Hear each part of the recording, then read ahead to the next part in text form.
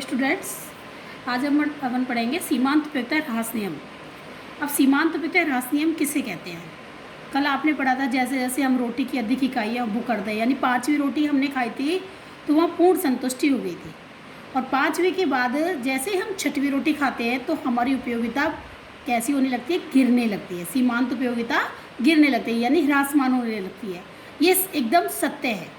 तो सीमांत उपयोगिता ह्रास नियम एक सार्वभौमिक नियम है, मतलब हमेशा सभी जगह ये सत्य है कि एक इकाई को एक बिंदु के बाद यदि अपन उस वस्तु की और अधिक इकाइयों को बढ़ाते जाते हैं तो उपयोगिता बढ़ने के स्थान पर क्या होने लगती है? गिरने लगती है। तो यह नियम यह बताता है कि जैसे जैसे हम किसी वस्तु के उपभोग को बढ़ाते हैं तो उस वस्तु से प्राप्त उपयोगिता गिरने लगती है। और मांग का नियम इसी नियम पर आधारित है, क्योंकि मांग के नियम में भी क्या बताया गया, जैसे जैसे किसी वस्तु की कीमत ज़्यादा होती है तो उस वस्तु की मांग कैसी होती है? कम। और कीमत कम होती है तो मांग कैसी होती है? ज़्यादा। इसी प्रकार से जब किसी वस्तु की हम अधिक इकाइयों का उपभोग करते जाते हैं तो उसकी उपयोगिता कैसी होती है? कम होती है। यानी कि अब आप इसमें देख रहे हो कि सीमांत उपयोगिता जैसे पहली रोटी पर जैसे 3, फिर 2, फिर 4, जैसे जैसे अधिक इकाइयों का उपभोग करते जा रहे हैं तो सीमांत उपयोगिता 0 हो गई, और अधिक इकाई का उपभोग किया तो सीमांत उपयोगिता कैसी हो गई है? ऋणात्मक हो गई है। ये सार्वभौमिक नियम है। तो मार्शल ने क्या कहा है? एक वस्तु के स्टॉक में वृद्धि होने से व्यक्ति को जो अतिरिक्त संतुष्टि प्राप्त होती है यह भंडार में हुई प्रत्येक वृद्धि से कैसी होती है? कम होती है। यानी जैसे जैसे हम अधिक इकाई का उपभोग करते जाते हैं तो उससे प्राप्त उपयोगिता कैसी होती जाती है? कम होती जाती है। ठीक है। अब है आपका सीमांत उपयोगिता ह्रास नियम की मान्यता है। मान्यता आपको हर चीज़ की पढ़नी पड़ेगी। आपने समसीमांत उपयोगिता नियम की भी पढ़ेंगे। कल आपको मैंने उपयोगिता की बताई थी, अब सीमांत उपयोगिता नियम की है। यानी उपभोक्ता का व्यवहार कैसा होता है? विवेकशील होता है। ये बिल्कुल सत्य है, क्योंकि उसको हर विषय का ज्ञान होता है। और उपभोक्ता आर्थिक व्यक्ति होता है, क्योंकि मुद्रा के द्वारा ही कार्य करता है। उपयोगिता मापनीय है, जिसको कि अपन किसके द्वारा मापेंगे? मुद्रा के द्वारा। मुद्रा की सीमांत उपयोगिता स्थिर होती है। उपभोग की गई वस्तु की इकाइयाँ कैसी होनी चाहिए? उचित आकार की। उचित आकार ऐसे कि यदि आप खाना खा रहे हो, अभी मैंने रोटी की इकाई बोली कि जैसे जैसे हम अधिक इकाई का उपभोग करते जाते हैं, दूसरी रोटी खाई, तीसरी रोटी खाई, तो उससे उपयोगिता कैसी होती जाती है? कम होती जाती है। लेकिन यदि हम पहले रोटी खाते हैं, फिर पराठा लेते हैं, फिर पूड़ी लेते हैं, फिर अपन आलू का पराठा लेते हैं, तो प्रत्येक अगली इकाई से उपयोगिता गिरने के स्थान पर क्या होने लग जाएगी? बढ़ने लग जाएगी। इसलिए जो भी वस्तु का उपभोग कर रहे हैं वो कैसी होनी चाहिए? समान होनी चाहिए, उचित आकार की होनी चाहिए। ये नहीं जैसे बूंद बूंद से यदि पानी पिलाएंगे तो हमारी प्यास बुझेगी नहीं और बढ़ेगी।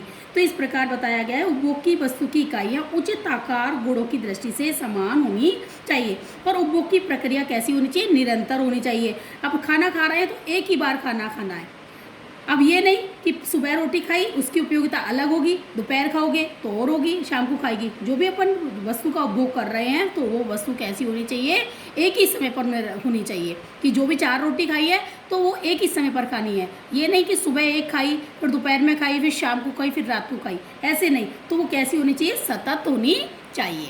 अब सीमांत उपयोगिता नियम लागू होने के कारण विभिन्न वस्तुएं एक दूसरे के अपूर्ण स्थानापन्न होती हैं। एक दूसरे के स्थान पर अपन उसका प्रयोग नहीं कर सकते, इसलिए एक वस्तु का उपभोग बढ़ाने पर उसकी सीमांत उपयोगिता कैसी होने लगती है? घटने लगती है। और विशिष्ट आवश्यकताओं की तृप्ति हो सकती है।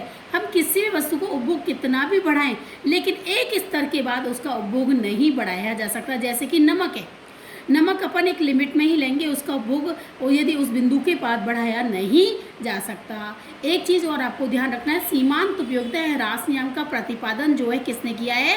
H.H. गॉसेन ने किया है। ये इससे सीमांत उपयोगिता ह्रास नियम को H.H. गॉसेन का प्रथम नियम कहते हैं। प्रथम नियम कहते हैं। ठीक है।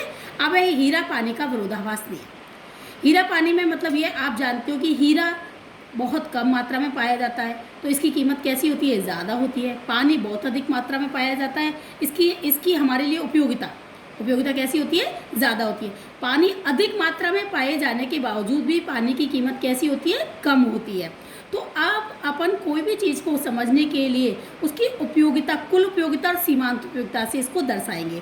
तो इस नियम के अनुसार पानी जो जीवन के लिए अति आवश्यक है, कैसा है? सस्ता होता है। हीरा जीवन के लिए आवश्यक नहीं है, फिर भी कैसा होता है? महंगा होता है। इस विरोधाभास को इस प्रकार समझ सकते हैं कि पानी जो जीवन के लिए आवश्यक है उसकी कुल उपयोगिता, हमारे लिए पानी की उपयोगिता कैसी होती है? ज़्यादा होती है। तो उसकी कुल उपयोगिता हीरो से प्राप्त कुल उपयोगिता से कैसी होती है, अधिक होती है। क्योंकि हम हीरे के बिना रह सकते हैं लेकिन पानी के बिना नहीं रह सकते, इसलिए पानी की कुल उपयोगिता कैसी होती है, ज़्यादा होती है।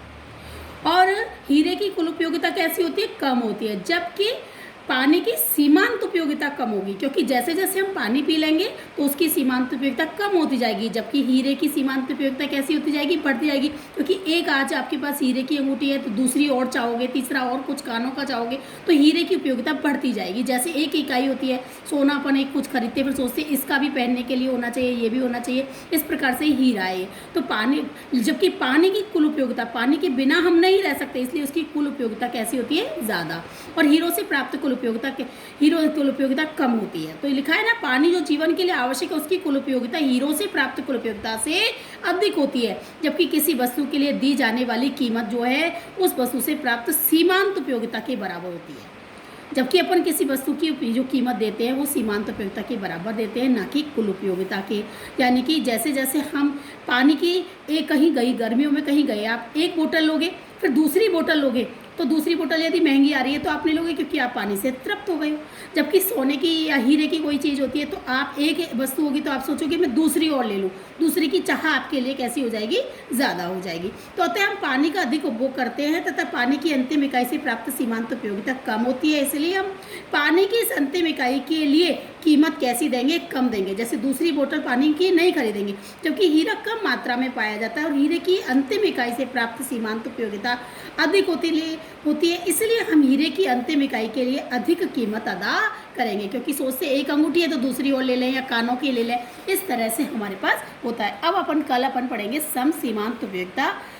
समसीमांत उपयोगिता नहीं पढ़ेंगे, अपन ने अब तक पढ़ लिया है सीमांत उपयोगिता, ह्रास नियम, सीमांत उपयोगिता और कुल उपयोगिता, उसके बारे में अपन पूर्णतः पढ़ चुके हैं। ओके।